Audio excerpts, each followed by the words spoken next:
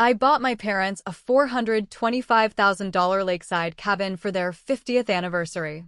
When I got there, my mother was weeping and my father looked shattered. My brother's family had claimed it. He strode toward my dad, gestured to the porch, and shouted, "This is our house now. Get out." My sister-in-law smirked until I stepped through the door and the shouting stopped. My name is Sophia. I'm 38, the older child, the one who handles things. I'm a corporate lawyer. I live out of a meticulously organized closet and a briefcase full of pending acquisitions. I track my existence in 6-minute increments and deposition schedules. I don't sleep much. I run before the sun comes up. I save nearly everything I earn because I was raised on the sound of declined credit cards and the phrase, "maybe next paycheck." I was the kid who learned to read foreclosure notices before I could read chapter books. It's going to be okay, I'd say at 9 years old, while my dad stared at a shut-off warning. I learned the texture of adult fear and the logistics of crisis. I learned to be the solution. 3 weeks ago, my parents celebrated 50 years of marriage. I wanted them to have one undeniably win. A place where the air smelled like pine and water, where the floors were solid and nothing reminded them of payday loans or pawn shop receipts. I found a small A-frame cabin tucked into the woods by a lake. A little rustic, yes, but solid. A wide stone fireplace, a screened-in porch, and huge windows that framed the water like a painting. $425,000. I closed the deal in their names, arranged for the utilities, filled the pantry, and left a bottle of their favorite wine on the counter with a note, for quiet evenings and loud card games. I love you. I told no one else, especially not my brother, Leo. On the day I drove up with a cheesecake and a thermos of good coffee, the lake was still as glass, the sky that brilliant, almost aggressive blue, and I felt a dangerous amount of joy. I pulled into the gravel driveway and saw a minivan I knew all too well parked by the steps. That wasn't possible. The front door was propped open. The screen door was unlatched. I walked inside. My mother stood in the kitchen, twisting a tea towel in her hands as if she were trying to wring the truth out of it. Her face was blotchy. My father was slumped in an armchair, looking smaller than I'd ever seen him, surrounded by duffel bags and scattered toys. A cartoon was screaming from a tablet in the corner. Then he appeared, my brother, Leo, wearing athletic shorts and a smug expression.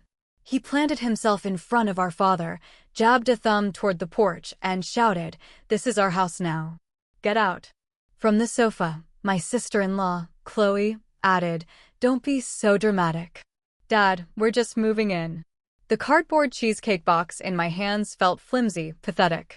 A part of my mind went cold and silent, the way it does right before a hostile takeover negotiation. I should give you the context before I explain how I dismantled their entire lives in the next hour. Leo is 3 years younger. In our family, he was the creative one, which became the one with potential, which became the one who was just having a bad run of luck. My parents did what they always did. They enabled. They excused. They absorbed the cost. I did what I always did. I paid for it. First, it was covering his rent just this once. Then it was funding a coding boot camp that he quit after 6 weeks. Then it was a down payment on a car for his family, just to get the kids to school. When his business idea, some app that was supposed to revolutionize dog walking, inevitably collapsed, it landed squarely on my Amex. I paid for my nephew's braces. I paid to get their car out of impound. I co-signed on an apartment lease after their 3rd eviction. My bank transfer history reads like a diary of his failures. Leo, groceries. Chloe, electric bill. Leo, interview suit. Each payment felt like a stopgap, a way to keep our family from splintering under the weight of his irresponsibility. I was wrong. My parents contributed in smaller, more heartbreaking ways. Mom would deliver bags of groceries and call it sharing a sale she found. Dad would let Leo borrow tools that never came back, or try to teach him repairs that ended up costing me twice as much to have a professional fix. The family mantra never wavered. You know how your brother is. Not everyone is built like you. Sophia, you were born 40. While I was in law school, I lived on instant noodles and worked 3 jobs, sending money home from a library computer at 2 o'clock in the morning because their power was about to be cut off. At some point, I stopped being a sister and became a line of credit. When I found the cabin, I structured the purchase like a fortress. I put the deed into an irrevocable trust with my parents, Anna and David, as the sole lifetime beneficiaries. I created a separate account to pay the property taxes for the next 2 decades. I paid the homeowners association fees 5 years in advance. I changed all the locks, and when I held the new keys, they felt like the first real exhale of my adult life. I told Mom and Dad about it a week before their anniversary. We drove up together. Dad ran his hand over the wooden mantelpiece as if it were a sacred object. Mom opened and closed the kitchen drawers, just breathing. We sat on the porch and watched a family of ducks swim by. I said, "It's all yours forever." Dad's eyes welled up and he couldn't speak. Mom just whispered, "It smells like safety." I stayed the first night on the couch to make sure the heat worked properly. It did. The next morning, I drove back to the city to finalize a 7-figure merger. The cabin and my parents were safe. But systems of dysfunction hate a vacuum. Leo called Mom on day 2. "Where are you? That picture you posted looks nice." Mom, a terrible liar, said, "Oh, just visiting an old friend from work." By that evening, Chloe had used the metadata from a photo Mom posted on Facebook, a picture of a sunset over the lake, to pinpoint the exact address. They arrived the next morning with their 2 kids, a mountain of luggage, and an aura of entitlement so thick you could choke on it. Mom called me later. Her voice a tiny thread. "They just wanted to see it. Honey, now they're saying they'll stay for the weekend to help us settle in. Is that all right?" "Mom, it's not a hotel," I said, my stomach tightening. "We'll figure it out when you come up." She said, which was her code for, "Please come fix this." By Saturday morning, the invasion was complete. My father sent me a text. "Sophia, there is some confusion. Leo keeps talking about this being a family asset. Can you please call?" Then his phone went straight to voicemail. Then came the Instagram post from Chloe, a picture of her and Leo on the porch, holding coffee mugs, captioned, "The new family getaway." So blessed to have a place for the kids to make memories. The comments poured in. "You deserve it. Manifesting this." My jaw locked. I texted Dad on my way out of the city. "Don't sign a single thing. Don't agree to anything. I'm on my way." I spent the 3-hour drive rehearsing calm, constructive phrases. We need to establish rules. This requires a conversation about boundaries. I was an idiot. I walked into a war zone. Leo's voice was already booming. "You two are getting older. The stairs are a hazard. It's too much upkeep. We're young. We can handle it. We'll manage the property for you." My mother tried to interject, but Sophia gave this to us. She gave it to the family. Leo cut her off. "And you're giving it to us. It's all in the family."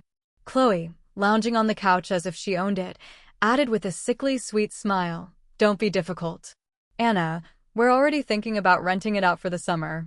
It'll be a great income stream for all of us." Leo waved a hand at the lake. "Prime season is coming up. We listed it this morning. We can make a killing." I looked at my father. His hands were shaking, that telltale tremor of rage he tries so hard to suppress. This was the man who worked 16-hour shifts at a factory so I could have debate club fees and Leo could have guitar lessons. He was being erased in his own home. My entire upbringing was based on the principle, be useful, not disruptive. But my father's text was a distress call and my brother's voice was the sound of a home invasion. I placed the cheesecake on the counter, a ridiculous symbol of peace in a room full of thieves. My voice, when it emerged, was devoid of heat. It was the voice I use in a boardroom. "Leo, who gave you permission to list this house?" He rolled his eyes. "Don't be like that. Sophomore family property is family property. We're all in this together." Chloe chimed in, her voice a sing-song taunt. "We're not asking. Sophia, we're just letting you know the plan." My mother's face was a mask of pleading. "Sophia, please. Can we just talk about this calmly?" Leo pointed at our father again. "He can talk about it from the guest room, or better yet, from his old apartment." Chloe giggled. Oh, babe, be nice.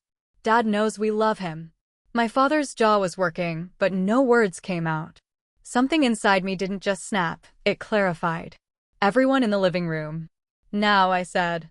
It wasn't a shout, it was a command. The kids looked up from their tablet. Chloe's smirk faltered. Leo scoffed, but moved. Because bullies always assume they're being called to the center stage they deserve. I stood by the stone fireplace. I could feel my own pulse, slow and steady. I opened my briefcase and laid 4 documents on the coffee table. The deed, I said, tapping the first one. Recorded with the county last Tuesday. The property is owned by the Anna and David Family Trust. Lifetime beneficiaries are Mom and Dad with, and I quote, exclusive and indisputable right of occupancy. Leo squinted. What does that even mean in English? In English, I said, my voice dropping, it means you don't even have a right to a key, let alone the right to move in. He laughed, a short, ugly sound. Try and stop me. I tapped the second page, the trust instrument. As successor trustee, it is my fiduciary duty to protect the assets of the trust and the well-being of its beneficiaries. That duty includes the legal obligation to remove any individual who threatens or destabilizes their peaceful occupancy of the property. Chloe's tone became venomously sweet. Sophia, you're being ridiculous. We're his family. I slid the third document forward. It was a high-resolution color printout of the rental listing he'd posted. The listing, posted this morning, using photos of a home you do not own. The description reads, entire cabin available. The house rules state, no owner on site, and the payout is directed to a bank account ending in 4 digits that match yours, Leo. He shifted his weight. So what? They could use the money. And this, I said, placing the final document on the table. It was a copy of the Homeowners Association bylaws with one clause highlighted in yellow. Article 7, Section B. No rentals, leases, or temporary occupancies of less than 6 months. It's a violation that carries a $10,000 fine and potential legal action from the association. I leaned forward, my hands flat on the table. Here is what is going to happen now. You are going to take down the listing. You are going to pack your bags. You're going to apologize to Mom and Dad for terrorizing them in their own home. And then you are going to get out. Chloe let out a high theatrical laugh. Or what? Sophia, are you going to sue us? No, I said, I'm going to perform my duty as trustee. I took a step toward my brother. His bravado was starting to crack. He puffed out his chest. Don't threaten me. My mom whispered, kids, please. I don't make threats, Leo. I execute strategy. I placed my phone face up on the coffee table. The screen showed a drafted email. The recipient was the head of the HOA board. Attached were the trust documents and a link to the illegal rental listing. A second drafted email was to the rental platform's legal department reporting fraudulent activity. A third was a text message to a man named Mark, a retired sheriff's deputy I'd hired for private security, who was currently sitting in his car at the end of the driveway waiting for my signal. Leo stared at the phone. You're bluffing. Am I? I asked softly. Chloe grabbed my mother's arm. Anna, tell her to stop. This is insane. It's family. My mother looked not at her, but at me. Her eyes were still wet, but something in them had hardened. Sophia, she said, her voice shaking but firm, do what you have to do. That's when Leo's face curdled. He pointed at the door, the same gesture that started all of this.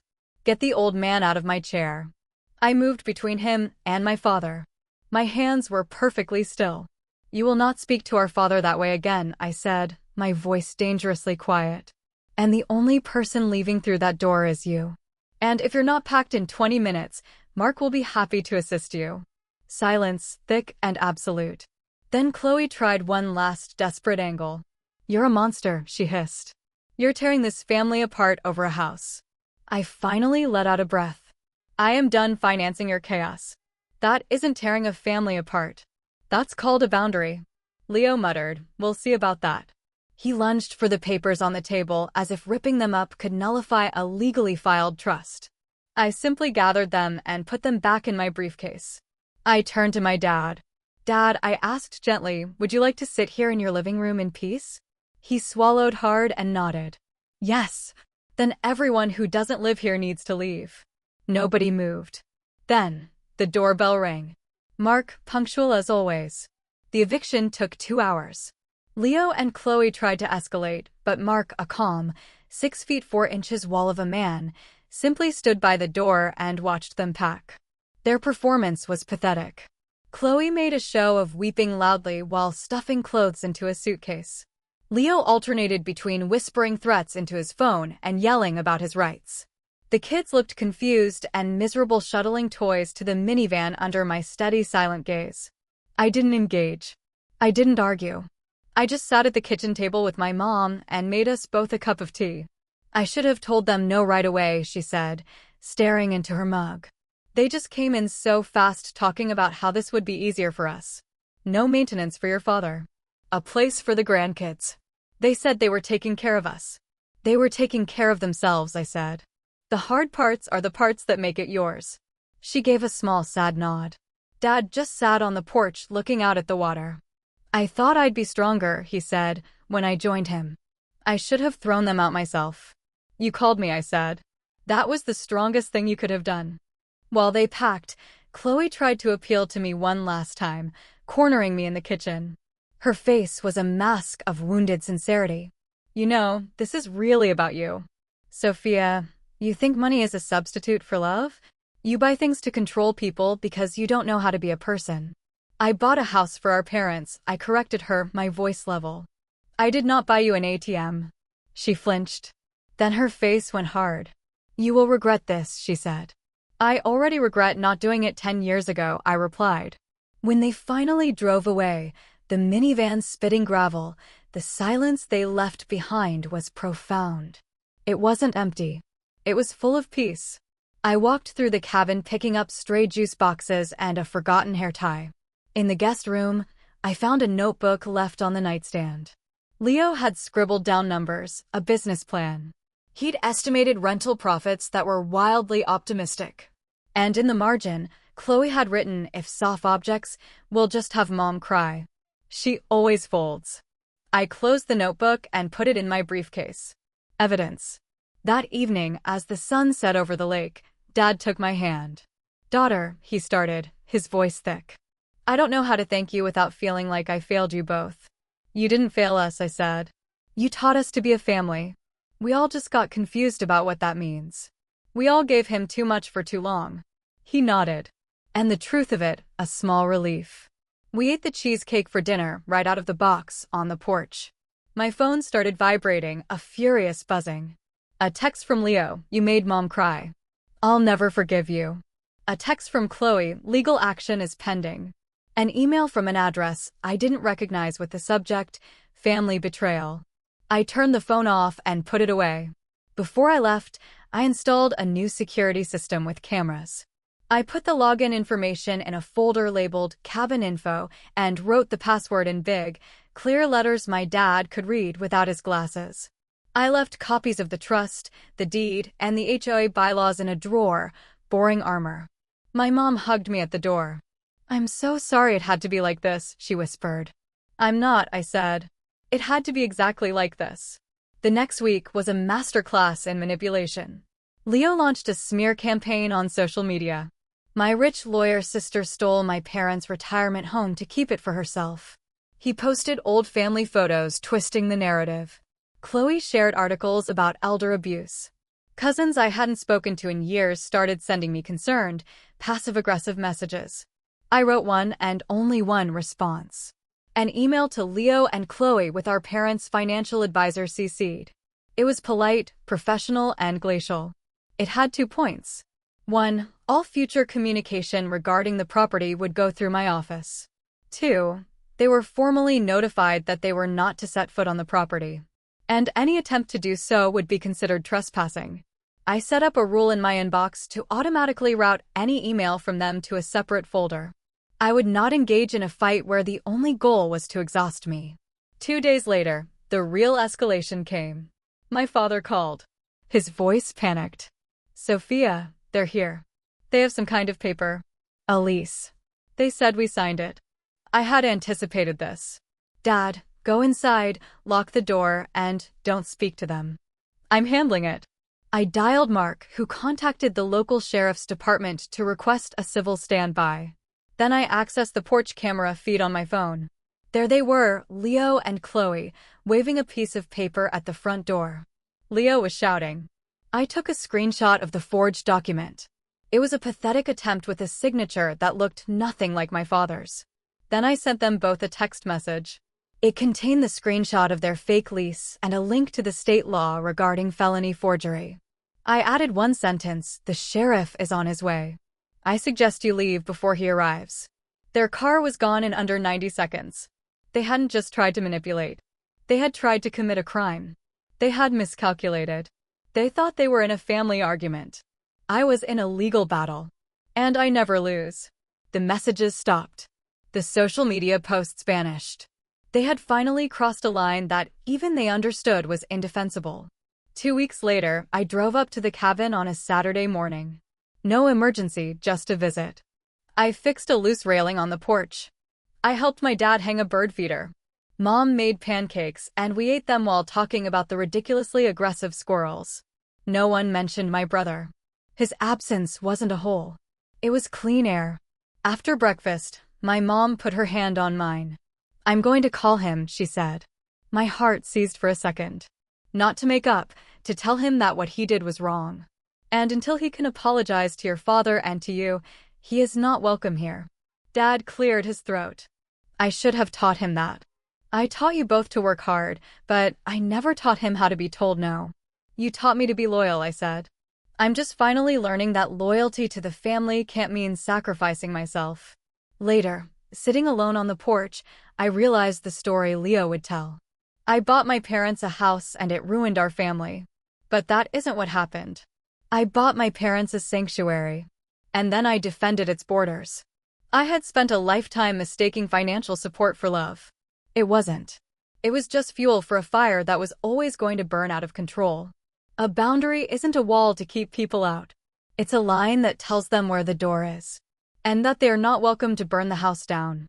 A month later, my nephew, who is 16 and mostly communicates in shrugs, sent me a text. Hey, the pictures of the cabin look cool. Grandma seems really happy. I typed back instantly. You should come visit. Ask your grandma. No drama. Just pancakes. He sent back a single emoji, a thumbs up.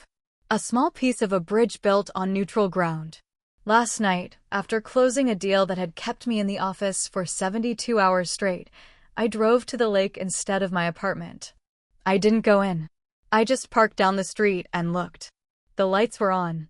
Through the big window, I could see my dad in his armchair reading a book. My mom was at the table working on a puzzle. The house looked warm, safe, and impenetrable. It looked like a gift that had finally been delivered. Here's what I know to be true now. Love is not a blank check. It's not absorbing endless blows because you share DNA. Love is a house with strong locks. Love is the legal paperwork that holds firm when a person's character does not. Love is telling your parents to finally rest. And telling everyone else that you are not their safety net. You are not their emergency fund. And you are not the person who will clean up the mess they deliberately made. I am their daughter. A woman whose job taught her to be precise. A sister who finally realized that precision is not cruelty. Sometimes, it's the purest form of love.